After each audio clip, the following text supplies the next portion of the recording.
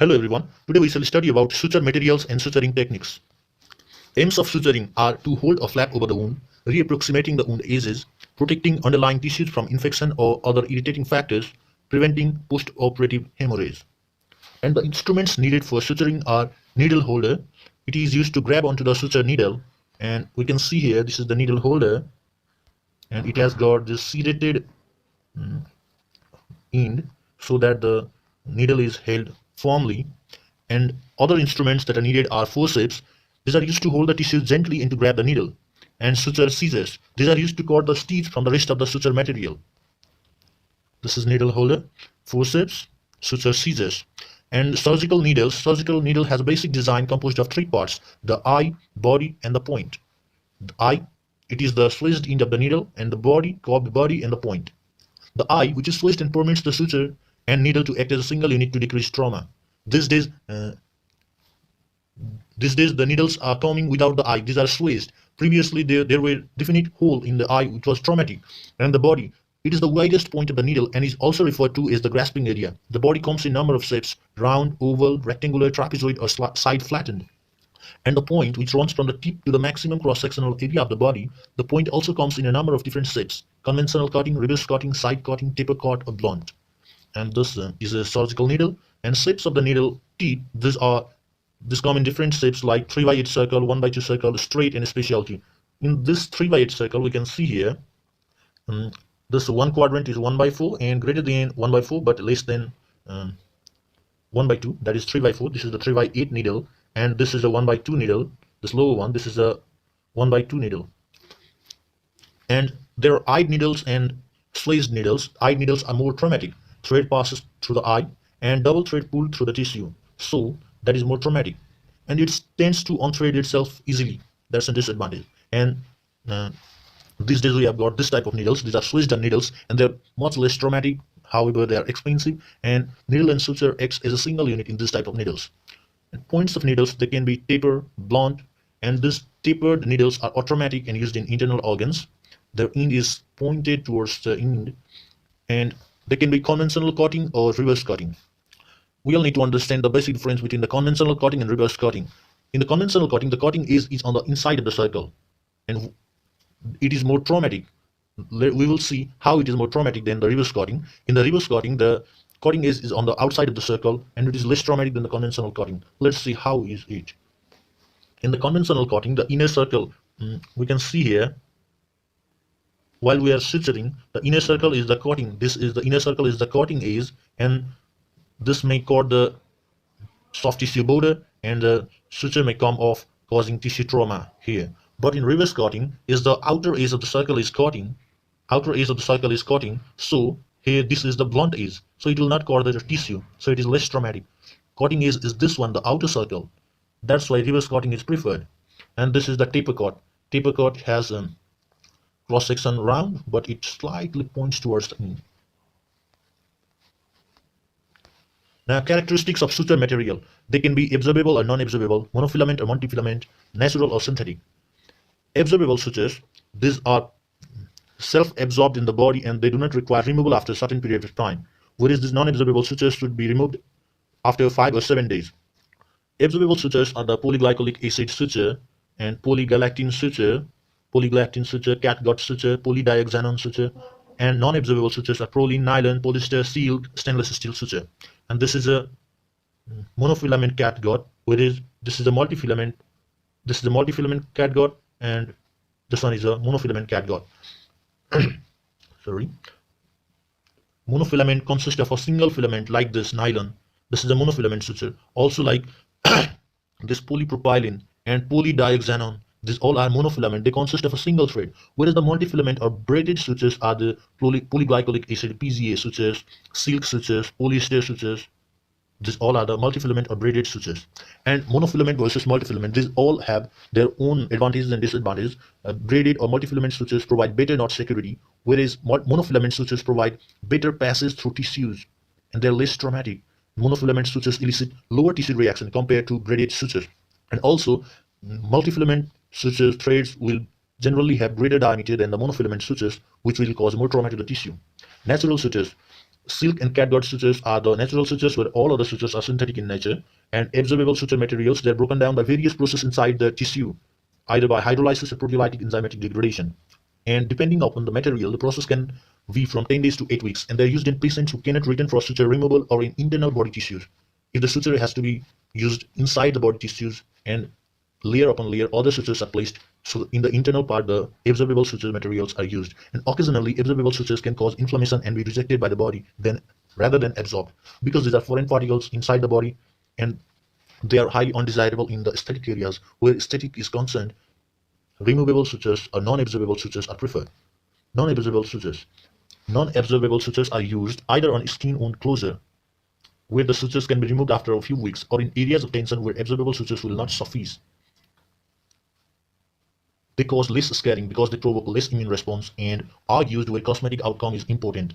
I mentioned it earlier that where aesthetic is concerned, non-absorbable sutures are used, and they must be removed after a certain time or left permanently. Principle of suturing. The needle should be grasped at approximately 1/3 of the distance from the eye and 2/3 from the point. It should be grasped approximately 1/3 distance from the eye and 2/3 distance from the point. This is the correct position to hold the needle.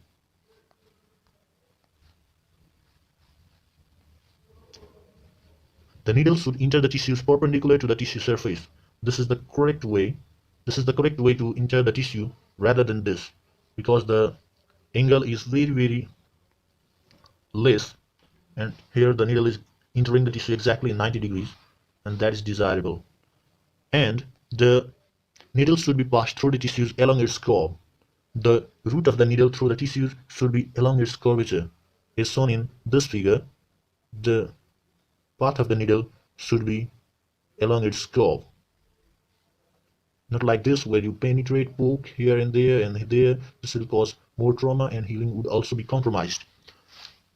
The needle should be passed at an equal depth and distance from the incision on both sides. Here, the distance is less on this side, there is greater this side. This should not be there. The tissue margin should be approximated well before suturing. And while suturing, the suture should be done from movable to the fixed tissue. This is a flap raised here.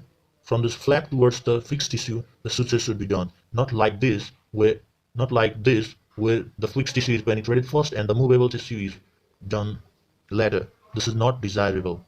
And from the thinner to the thicker tissue, like this, the suturing should be done.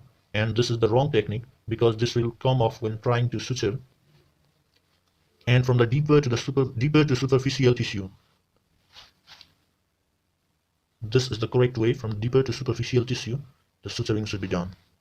And tissues must never be closed under tension. What happens when we close under tension? The tissues are compressed here and they will undergo necrosis. And the knot should never lie on the incision line, because this will cause the weakening of bacteria and other pathogens, and infections are very likely if the knot is in the incision line.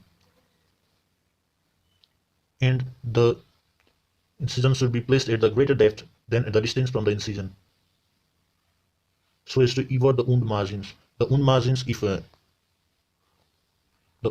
should be everted. If inverted and they are within the sutures, the tissue necrosis can be caused inside the wound.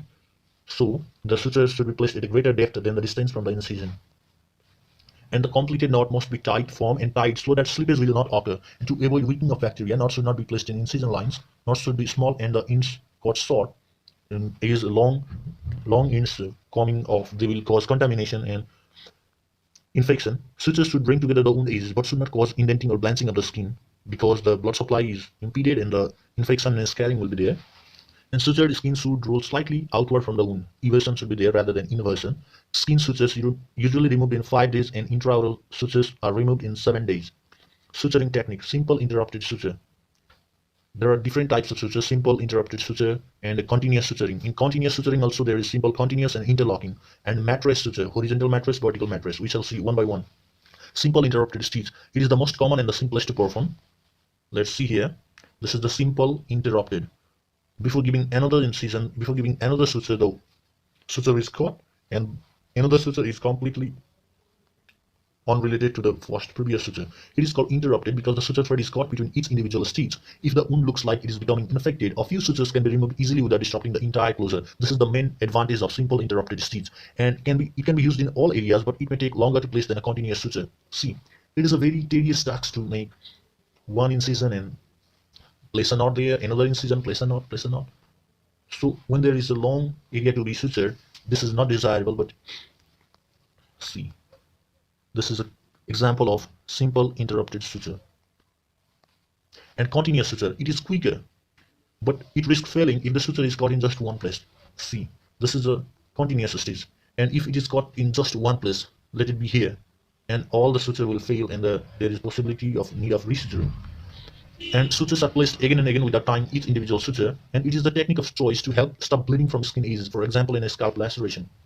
And continuous stitches also are of two types. These are simple continuous and interlocking. We can see here simple continuous and interlocking. In simple continuous,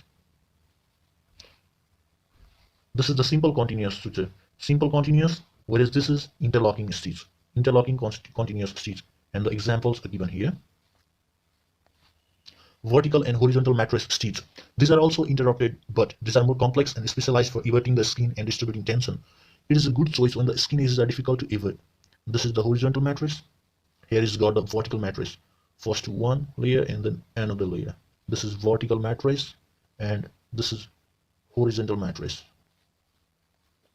And other stitches or suturing techniques include figure of 8 stitch. That is figure of 8 stitch.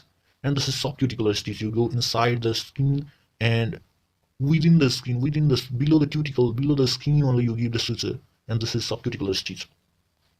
Knots. Now let's discuss about the knots. The suture knot has 3 basic components: the loop, knot, and the ears. This is the loop, this one is the loop, this is the knot, and these two are the ears. And the loop is created by the knot. The knot is composed of a number of tight throws. Each throw represents a wave of the 2 stems, and the ears, which are the cuttings of the suture. This. And the basic types of knots are surgeon's knot, square knot, and granny knot. Square knot and granny knot, they look very, very similar, but what their difference we shall discuss later.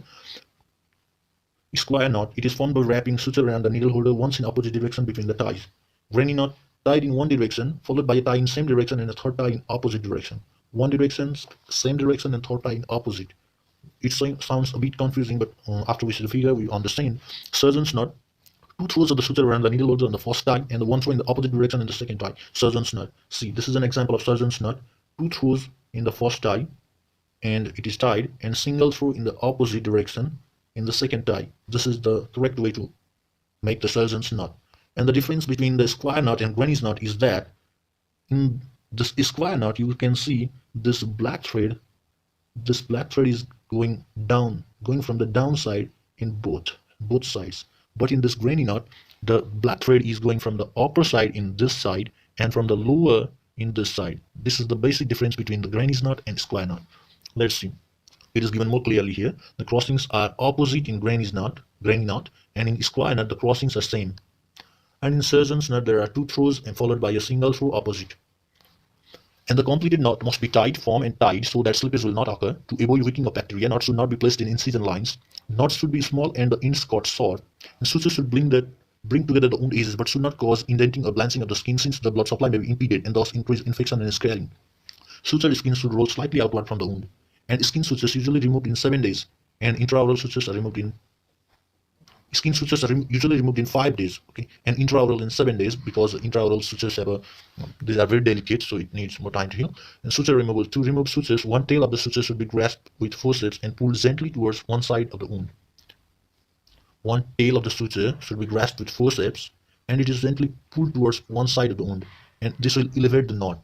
You can see the knot has been elevated here, and then the opposite side of the suture then should be caught with stitch cutters or fine suture scissors immediately under the knot. And the suture can then be pulled out of the tissue by pulling towards the opposite side of the wound. And this is again repeated here. Skin sutures are usually removed in 7 days, and intraoral sutures are removed.